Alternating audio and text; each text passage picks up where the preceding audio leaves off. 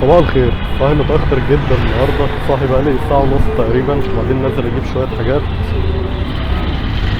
أنا عارف إن متأخر جدا جدا الوقت اللي أنا صحيت فيه، ولكن كده كده حتى لو كنت صحيت بدري مكنتش هعمل حاجة بسبب إن الكهرباء كانت قاطعة. فضلت قاطعة النهاردة زيادة نص ساعة، والله كذلك كانت قاطعة معاها، فبالتالي هتصحى كالعادة نفس المعاناة بتاعك كل مرة. لكن ده مش موضوع، أنا نازل أجيب شوية حاجات دلوقتي.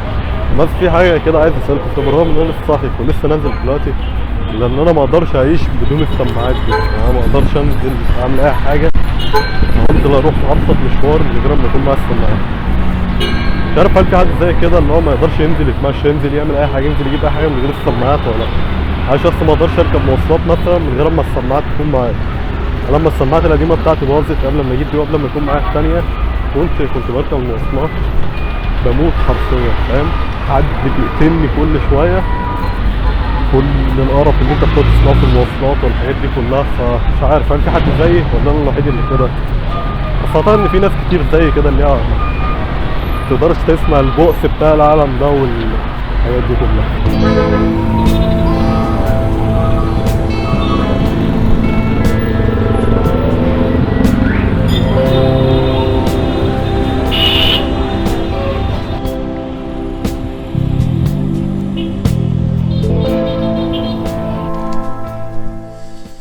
انا عايزه يعني ايه اسوأ من انت تيجي تعمل قهوه في المطبخ تلاقي كل رخامه عليها حاجات كتير، فبالتالي الدنيا كلها ملخبطه هنا، فانت مش هتعرف تصرف في المطبخ للاسف. للاسف. وهذه من اسوأ الاشياء التي قد تحدث لك على الاطلاق، ان انت تبقى عايز تصور وانت بتعمل قهوه في كام حاجه كده عايز تصورها، ولكن رخامه المطبخ يعني مليانه. يعني الرخامه بتاعه المطبخ يعني متبهدله حرفيا.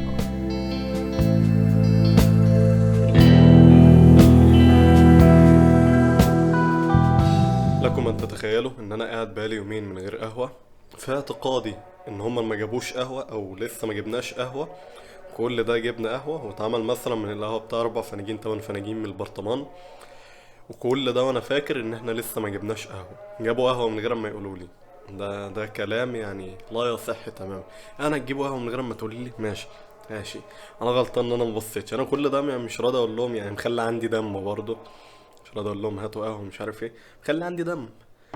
فمش راضي اتكلم وكده، مش راضي ابص في البرطمان لان انا اللي مخلصه، وخلي عندي دم برضه لان انا اللي كل مره بخلصه.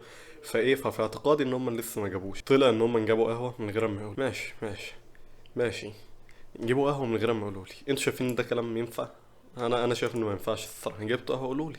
انتوا عارفين مين اللي بيخلصها الصراحه، يعني انا اللي بخلصها. عارفين مين اللي بيلعب بيها، فاللي بيخلصها تعالى قول له انا بشربها يا جماعه يعني. بس تمام.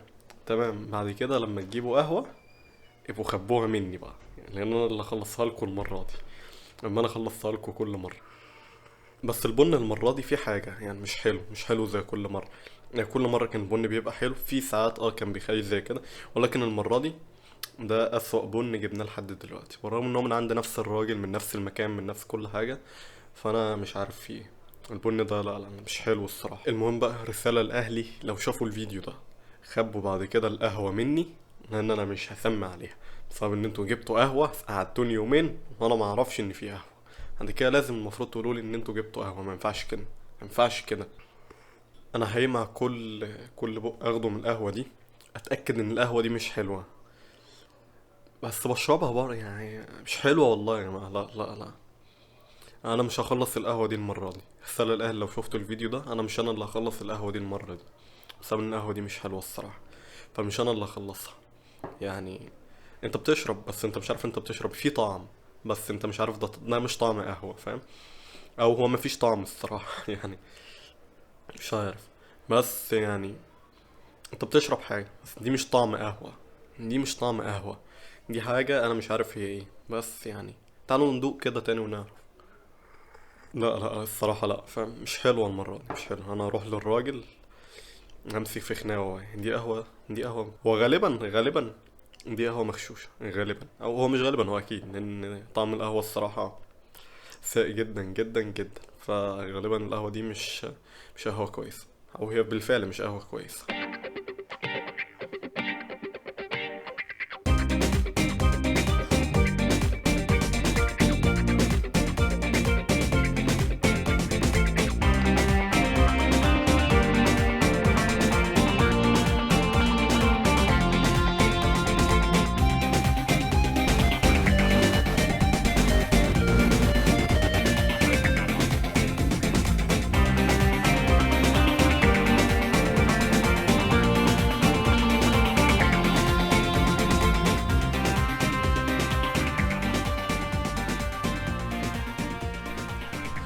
اوكي، بالرغم ان انا ما بتمرنش بقالي كتير، انا مش فاكر انا بتمرن بقالي اسبوع ولا اقل من اسبوعين. يعني بقالي 7 8 ايام كده بتمرن، وفي ايام ما اتمرنتش فيها كويس، فبالتالي الايام دي كان التمرين فيها سيء جدا بسبب ان انا كنت بتمرن قبل ما انام، فالتمرين ما كانش افضل حاجه. فانا بقالي كتير، يعني مش بقالي كتير بتمرن، انا حاسس بفرق كبير جدا، حاسس بفرق كبير بعد التمرين. ما اتمرنش بقالي كتير ولكن حاسس بفرق كبير جدا، فرق كبير في الطاقه، فرق كبير في التمارين، ان انا بقيت بعمل التمرين افضل، بعمل التكنيك افضل من لما كنت بادئ. فلو انت لسه مبدأتش ان انت تتمرن، ابدأ اتمرن دلوقتي، نصيحة بجد بجد. ابدأ اتمرن دلوقتي، الوقت ما فاتش مهما كان. ابدأ اتمرن، فاهم؟ مش شرط تتمرن في الجيم، مش شرط تتمرن في البيت، ابدأ اتمرن على الأقل.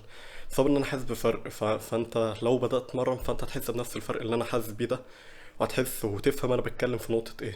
والتمرين بيحسن المود اصلا، فاهم؟ انا بالرغم ان انا لسه تعبان في التمرين، ويعني زي ما انت شايف مش بتكلم بسبب ان انا تعبان شويه، لسه هرتاح يعني بعد التمرين وكده. ولكن كان لازم اقولك ان انت لو ما بدأتش تتمرن ابدأ. هتلاقي فرق في جسمك بعد ما الميه الزياده اللي في جسمك تنزل. بس ده لازم تكون تشرب ميه كويس، يعني مش هنخش في تفاصيل قوي. ولكن كل اللي انا عايز اقوله لك، انت لو لسه ما اتمرنتش ابدأ اتمرن دلوقتي. يعني ابدأ اتمرن معايا كده ونشوف النتائج اللي انا هوصل لها واللي انت هتوصل لها، ويعني ابدأ اتمرن.